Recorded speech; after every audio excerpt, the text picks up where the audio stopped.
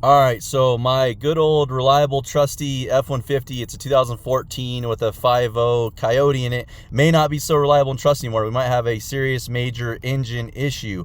I have a check engine light that comes popping up intermittently that's a cylinder 8 misfire, and I guess what that is turning out to become is a bad valve, and then the truck needs new cylinder heads or to have the cylinder heads rebuilt.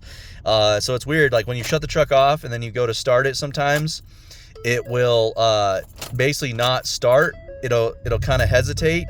Let me see if I can get it to do it here. Now it's not going to do it, but it basically hesitates to start. So let me know if you guys have seen this problem and know a solution. It's a cylinder 8 misfire, and I've already seen a few videos of people having to replace the heads because of this on the forums as well.